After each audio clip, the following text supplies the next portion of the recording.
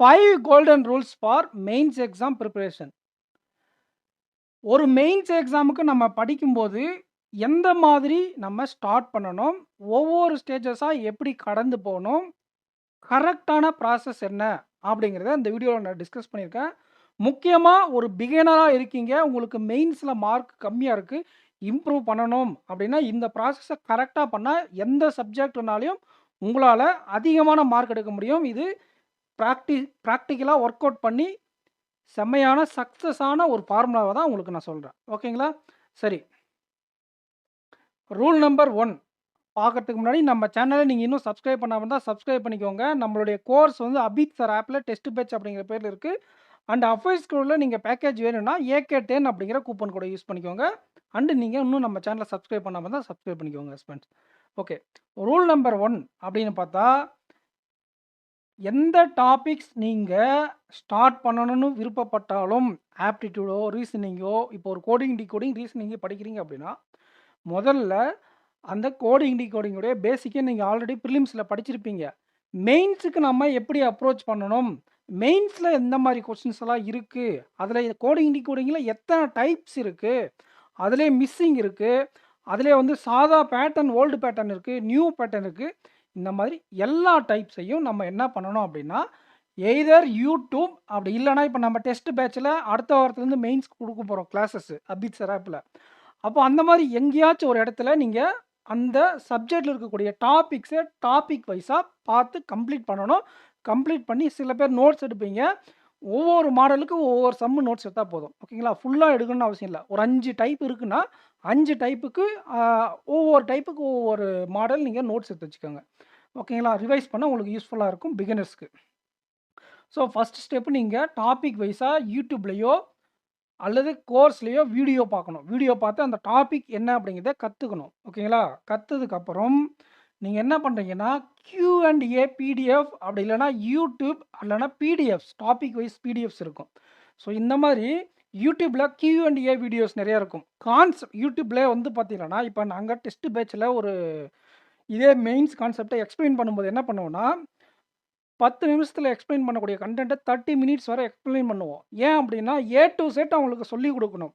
ஆனா, YouTubeல நம்ம பார்க்கக்கூடிய content majority of the content எந்த மாரி இருக்குன்னா, அங்க இருக்கும் அந்த கொஸ்டின எக்ஸ்ப்ளைன் பண்ணி சால்வ் பண்ணி காட்டுவோம். அத நெறைய பேர் என்ன பண்ணுவாங்கன்னா, பிராக்டிஸ் பர்ப்பஸ்க்காக யூஸ் பண்ணிப்பாங்க. ஏன்னா, எக்ஸாக்ட்டா மெயின்ஸ் கொஸ்டின் எப்படி இருக்கும் அப்படிங்கிறது நீங்க மார்க் டெஸ்ட்ட காட்டிலும், இந்த மாரி YouTubeல உங்களுக்கு நெறைய கொஸ்டின்ஸ் அவைலபிளா இருக்கும். அந்த கொஸ்டின நீங்க சால்வ் பண்றதுனால, ஓரளவுக்கு உங்களுக்கு ரியல் எக்ஸாம்ல இருக்கக்கூடிய கொஸ்டின் அப்ரோச் பண்ண ஒரு ஐடியா கிடைக்கும். ஓகேங்களா? அதனால எய்தர் YouTube அப்படி இல்லன்னா PDFs எடுத்து சால்வ் பண்ணி பார்க்கணும். ஓகேங்களா? அப்படி உங்களால YouTubeல இந்த கொஸ்டின் அண்ட் ஆன்ஸர அந்த பேட்டர்ன சால்வ் பண்ண முடியலன்னா, நீங்க பார்க்கக்கூடிய மென்டார் இருக்கார் இல்லையா? அவரு அத எக்ஸ்ப்ளைன் பண்ணியிருப்பாரு. எப்படி எக்ஸ்ப்ளைன் பண்றாரு அப்படின்னு பார்த்துரணும். இது செகண்ட் ஸ்டெப் தான். இதுக்கு முன்னாடி நீங்க அந்த டாபிக்ல இருக்கக்கூடிய எல்லா டைப்பையும் கோர்ஸ்லயோ, இல்ல ஆர்கனைஸ்டா எங்கேயாச்சும் YouTubeல இருந்தா, நீங்க படிச்சிருக்கணும். மேக்ஸிமம் இருக்காது. ஏதாச்சும் ஒரு கோர்ஸ்ல தான் இருக்கும். நீங்க அத படிச்சிருங்க. ஓகேங்களா? இல்லன்னா உங்க இன்ஸ்டிடியூட்ல சொல்லிக் குடுத்துருப்பாங்க. YouTubeல வந்து இந்த மாரி அந்த கொஸ்டின எக்ஸ்ப்ளைன் பண்ணியிருப்பாங்க. ஓகேங்களா? டைப் வைஸா ஏ டூ இசட் பேசிக்லேருந்து இருக்காது. நீங்க அத பிராக்டிஸ் பண்ண YouTube வீடியோஸ யூஸ் பண்ணிக்கலாம். ஓகேங்களா? So, 3 step. இப்ப நீங்க கான்செப்ட் கத்துட்டீங்க. லைட்டா பிராக்டிஸும் பண்ணியாச்சு எல்லாத்தையும் எடுத்து. இப்ப நம்ம என்ன பண்ணணும்னா, அத டைமிங் மார்க் டெஸ்ட்ல அடாப்ட் பண்ணணும். எடுத்த உடனே நீங்க ஒரு மெயின்ஸ் டெஸ்ட்ட போட்டீங்க அப்படின்னா, கண்டிப்பா உங்களுக்கு உங்க மண்டையில கிறுகிறுன்னு சுத்த ஆரம்பிச்சுரும். ஒரு நாள் போட்டு நீங்க தூக்கி போட்டு போயிருவீங்க. ஏன்னா 3 மணி நேரம், 2 1/2 மணி நேரம் அந்த மாரி நெறைய டைம் கன்சியூமிங்கா இருக்கும். அதனால எடுத்த உடனே ஃபுல் மார்க் டெஸ்ட் போறது ரெக்கமெண்டட் கிடையாது. அதுவும் பிகினர்ன்றவங்க ஆட் லெவல் இருக்கக்கூடிய மார்க்க எடுத்த உடனே டச் பண்ணக்கூடாது. அதுக்கு என்ன பண்ணணும்னா, செக்ஷனல் டெஸ்ட் இருக்கும். செக்ஷனல் டெஸ்ட்ல நீங்க எவ்வளோ மார்க் எடுக்குறீங்க அப்படிங்கிறத பார்க்கவே பார்க்காதீங்க. ஜஸ்ட்டு ஒவ்வொரு நாளைக்கு ஒவ்வொரு செக்ஷனல் டெஸ்ட் ட்ரை பண்ணுங்க. முடிஞ்சா 2 ஆப்டில 1 ரீசனிங் 1 இல்ல 1 நாள் ரீசனிங், 1 நாள் ஆப்டி அந்த மாரி கூட நீங்க ட்ரை பண்ணுங்க. ஓகேங்களா? ட்ரை பண்ணும்போது 45 கொஸ்டின் இருக்கா? 45மே நீங்க அட்டெண்ட் பண்ணணும்னு டார்கெட் பண்ணாதீங்க. ஓகேங்களா? அதில 40 மினிட்ஸ், 50 மினிட்ஸ் ஒவ்வொரு எக்ஸாமுக்கும் ஒவ்வொரு மாதிரி டைமிங் இருக்கும். அதில 45 நிமிஷம் உங்களுக்கு ஒரு செக்ஷன அட்டெண்ட் பண்ண டைம் இருக்குன்னா, 20 இல்லன்னா 15லேருந்து 20 கொஸ்டின். அங்க நமக்கு ஒரு 45 கொஸ்டின் இருக்கு அப்படின்னா, மார்க் டெஸ்ட்ல எப்படி குடுத்துருப்பாங்க நான் சொல்றேன் பாருங்க. 25 கொஸ்டின் டஃப்பாவும், ஒரு 20 கொஸ்டின் டூயபிளாவும் இருக்கும். ஓகேங்களா? இந்த 20 கொஸ்டின் டூயபிளா இருக்குல்ல, அதுவே கொஞ்சம் எக்ஸாம் லெவலோட அதிகமா தான் இருக்கும். ஒரு 15 கொஸ்டின் இதுலருந்து அட்டெண்ட் பண்ணுங்க. நமக்கு இருக்கக்கூடிய டைம்ல இதுல 15 கொஸ்டின் ஸ்டார்ட்டிங்ல டார்கெட் பண்ணுங்க. கரெக்ட்டான கொஸ்டினை பிக் பண்ணுங்க. அத அட்டெண்ட் பண்ணுங்க. இந்த டஃப்பான கொஸ்டின ஆஃப் த டைம் இருக்குல்ல, எக்ஸாம் சப்மிட் ஆயிரும்ல ஆட்டோமேட்டிக்கா. சப்மிட் ஆன பிறகால அவங்க எப்படி சால்வ் பண்ணியிருக்காங்க அப்படிங்கிறத ஆஃப் டைம்ல டிஃபிகல்ட் கொஸ்டின ட்ரை பண்ணுங்க. டைமிங்ல எக்ஸாம்ல டெஸ்ட் செக்ஷனல் டெஸ்ட்டா எடுத்துட்டு இருக்கும்போது கரெக்ட்டான கொஸ்டின சூஸ் பண்ணி பிராக்டிஸ் பண்ணிக்கோங்க. ஓகேங்களா? நீங்க இங்க எக்ஸாம்ல இருக்கிறது டஃப்பார் கொஸ்டின் தான் இங்க டூயபிள் கொஸ்டினா குடுத்துருப்பாங்க. ஓகேங்களா? இங்க நீங்க டூயபிளா போடுறீங்கல்ல செக்ஷனல் டெஸ்ட்ல, எக்ஸாம்ல டஃப்பரா கேட்டாலே அந்த கொஸ்டின் தான் இருக்கும். ஓகேங்களா? மார்க்ல வர டஃப்பர் கொஸ்டின் உங்கள வந்து அந்த கான்செப்ட் வைஸா ரெடி பண்ணும். அது கண்டிப்பா உங்களால டைமிங்ல கம்மியான டைம்ல அட்டெண்ட் பண்ண முடியாது. எந்த ஒரு மார்க் டெஸ்ட் எடுத்தாலும் பாதி கொஸ்டின் டூயபிளாவும், பாதி கொஸ்டின் கஷ்டமா தான் இருக்கும். எக்ஸாம்லயே மேக்ஸிமம் அப்படிதான் வரும். ஈஸியா ஒரு டாபிக். இப்போ ஒரு இன்இக்வாலிட்டி இருக்கு. ஒரு பசில் இருக்கு. அதே வந்து பிளட் ரிலேஷன் இருக்கு. இது 3மே ஒரே மாதிரி டாபிக்கா? இல்ல. இன்இக்வாலிட்டி எவ்வளோ ஈஸியான டாபிக். பர்சனும் பிளட் ரிலேஷனும் சேலஞ்சிங்கா இருக்குல்ல. அந்த மாதிரி தான் உங்களுக்கு ஒவ்வொரு செக்ஷன்லயும் ஈஸியான டாபிக் இருக்கும். மாடரேட்டான டாபிக் இருக்கும். கஷ்டமான டாபிக் இருக்கும். அதுலயும் ஒவ்வொன்னு டிஃபிகல்ட் லெவல்ல வேரி ஆகும். இந்த செக்ஷனல் டெஸ்ட் எடுக்கிறதே நம்ம ஆல்ரெடி படிச்ச 2 ரூல்ஸ்ல படிச்சோம் இல்லையா? படிச்சு பிராக்டிஸ் பண்ணோம் இல்லையா? எந்த கொஸ்டின சூஸ் பண்ணணும், எந்த கொஸ்டின நம்ம ஸ்கிப் பண்ணணும் அப்படிங்கிறத ஃபர்ஸ்ட்டு செக்ஷனல் வைஸா பிராக்டிஸ் பண்ணி உங்களுடைய கான்ஃபிடன்ட் லெவல இன்க்ரீஸ் பண்ணுங்க. ஓகேங்களா? அதுக்கப்புறம் ப்ரீவியஸ் இயர் பேப்பர சால்வ் பண்ணுங்க. ஃபுல் டெஸ்ட்டா போகும்போது எய்தர் செக்ஷனலாவோ இல்ல ஃபுல்லாவோ ஓகேங்களா? உங்களுடைய மார்க் டெஸ்ட்ல இருக்கும். Previous year paper. இல்லன்னா ப்ரீவியஸ் இயர் பேப்பர் பிடிஎஃப்பா இருக்கும். ஏதாச்சும் ஒரு ஃபார்மேட்ல எடுத்து அதுல ஒர்க் அவுட் பண்ணுங்க. செக்ஷனல் டெஸ்ட் முடிஞ்ச உடனே ப்ரீவியஸ் இயர் பேப்பருக்கு போங்க. அதுக்கப்புறம் உங்களுக்கு டைம் இருக்கும்போது இந்த லைவ் போடுவாங்க. மகா மார்க் லைவ்னு எல்லா வெப்சைட்லயும் போடுவாங்க. அப்புறம் எல்லா வெப்சைட்லயும் உங்களுக்கு வந்து Oliveboard, PracticeMock, Smartkeeda, Testbook, Guidely, exam rally எல்லாத்துலயும் ஃபர்ஸ்ட் மார்க் டெஸ்ட் உங்களுக்கு ஃப்ரீயா இருக்கும்.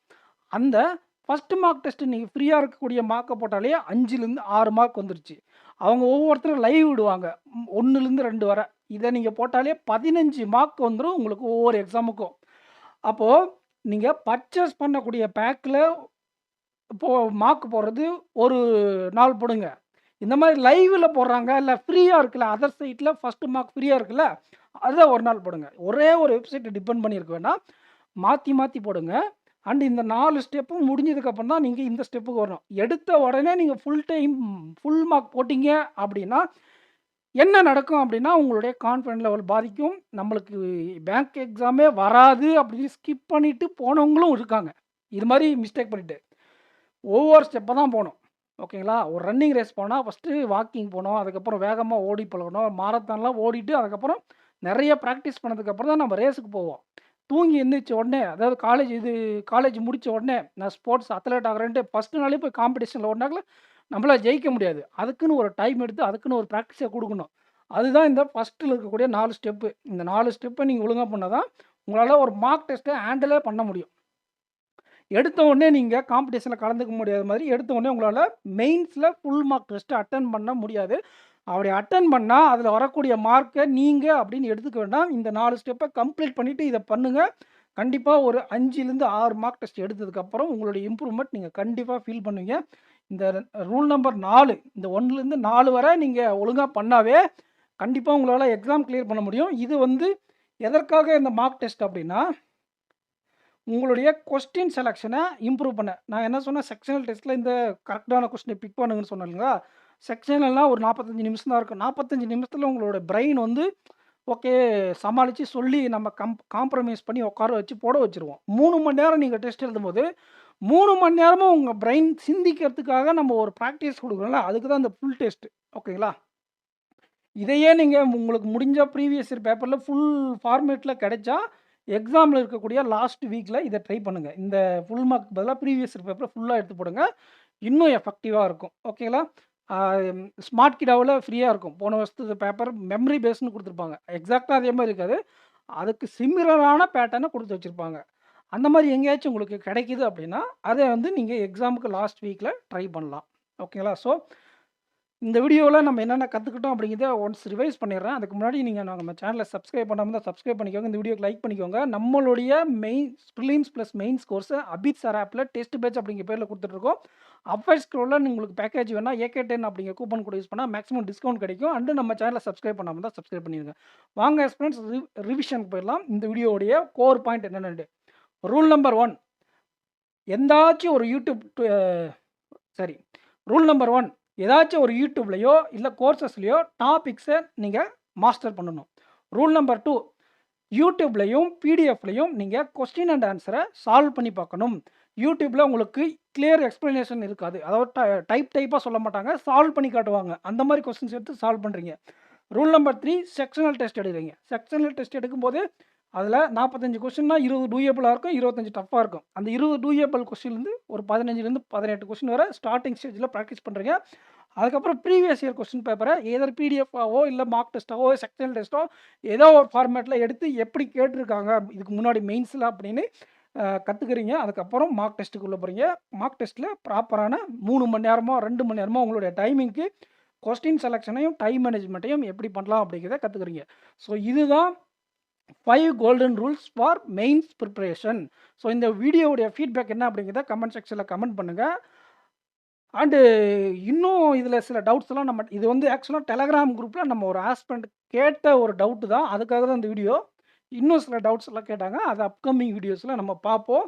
ஸோ நெக்ஸ்ட் வீடியோவில் மீட் பண்ணலாம் ஃப்ரெண்ட்ஸ். தேங்க்யூ.